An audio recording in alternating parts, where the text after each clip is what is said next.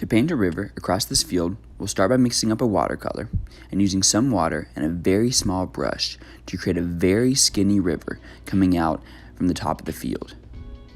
The key to getting a good shape for your river is making sure it starts very skinny, curves a bit, and gets wider towards the bottom of the page.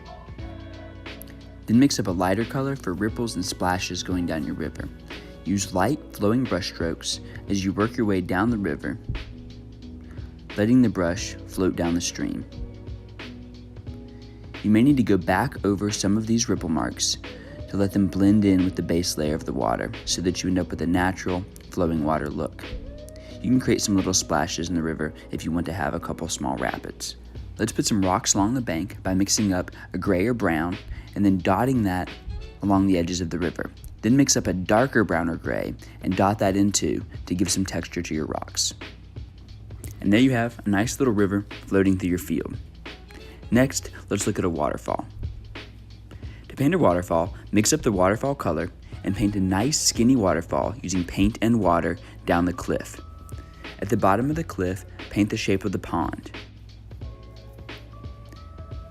Then use a small brush and white paint and water to paint ripples going down the waterfall. At the bottom of the waterfall, use curly-Q brush strokes to make splashes.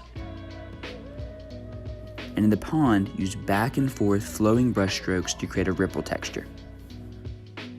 You can create grass next to your pond by mixing up some green and painting it along the edges of your pond with upwards brush strokes. And there you have a desert oasis. Next, let's put a palm tree on our beach by mixing up some brown and making sure you have a good glob of that brown on the end of a small brush so that you can paint a slightly curved palm tree trunk that stays nice and skinny.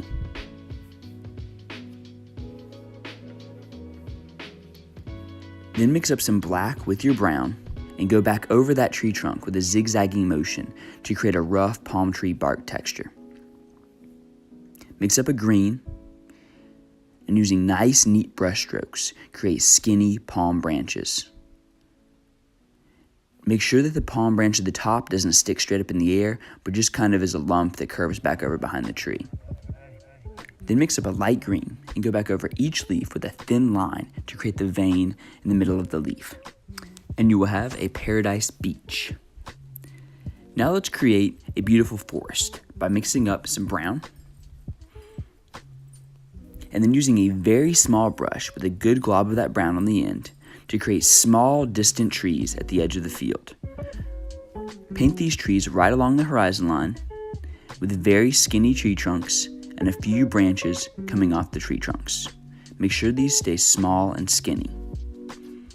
Paint several, 3 to 5, along the back horizon line.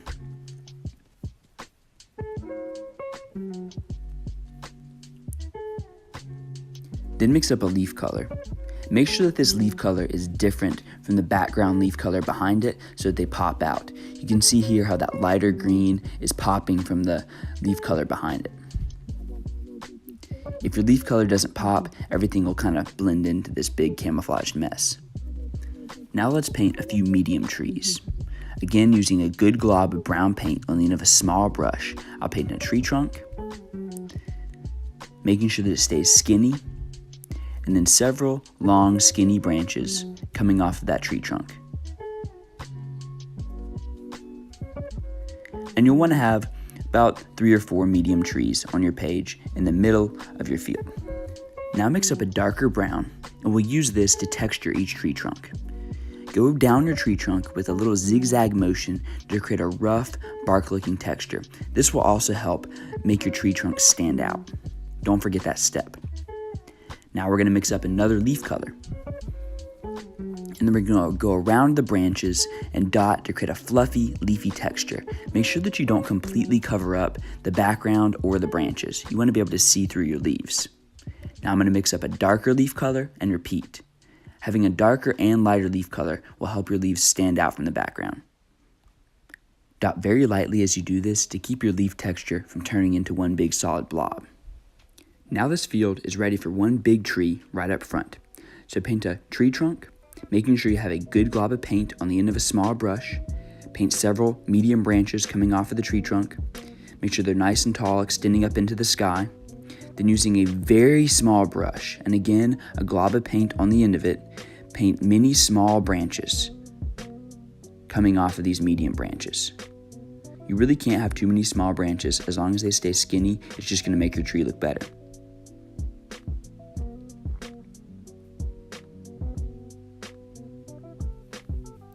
Once you have some small branches, mix up a dark brown and then go back over your tree with light zigzag brush strokes to create bark texture and also some darker areas that will help your tree pop.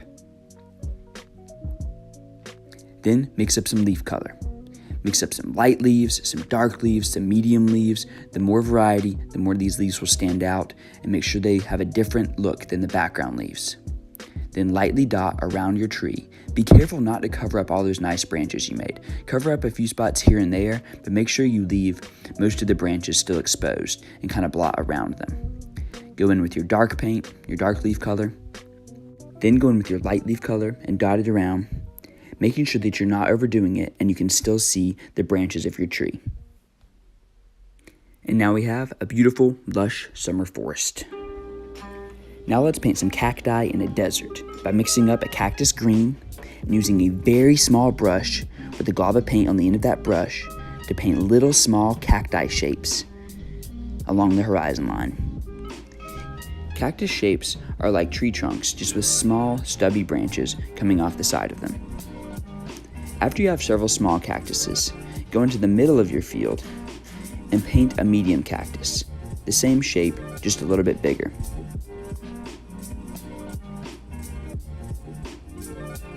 Paint 3 or 4 medium cacti, making sure they stay nice and skinny and changing up the shape of your branches slightly with each one. To texture your cacti, mix up a very dark cactus green by mixing black with your cactus color. Then use the smallest brush you can possibly find and get just a little bit of that paint on the tip of the brush and lightly make lines to create cactus needles. Be so light as you do this, just try to get the end of your brush to barely touch the cactus so that the lines stay very thin. Now we need one big cactus at the front of the desert. So mix up your cactus color and then paint a skinny but tall cactus. And you can go back over your cactus with a couple different types of green and then go back over it with that dark cactus needle color, using a very thin brush and very light technique to make these little needles. It'll ruin the look of your needles if they get too thick. And then you will have a desert scene.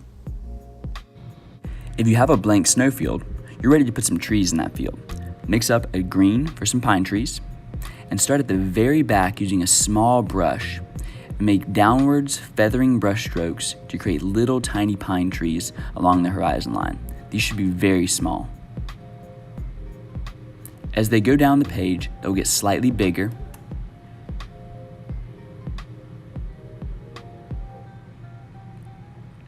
As you get towards the middle of your field, they'll become medium size and you can start to use some black to get shadows on the limbs. Go back over your snow trees with little lumps of pure white paint to show snow on their branches.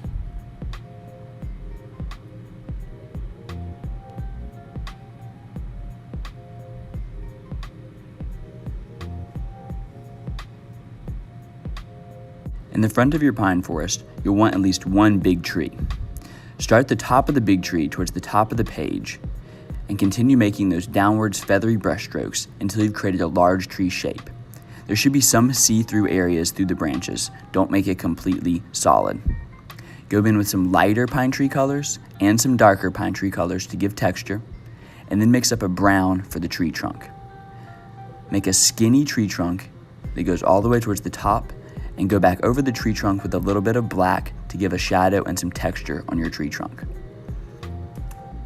Then layer back over your tree trunk with a little more green to show that some of the branches cover the trunk. Then go back over your branches with a few piles of white snow, lightly angling down the branches, and don't overdo it.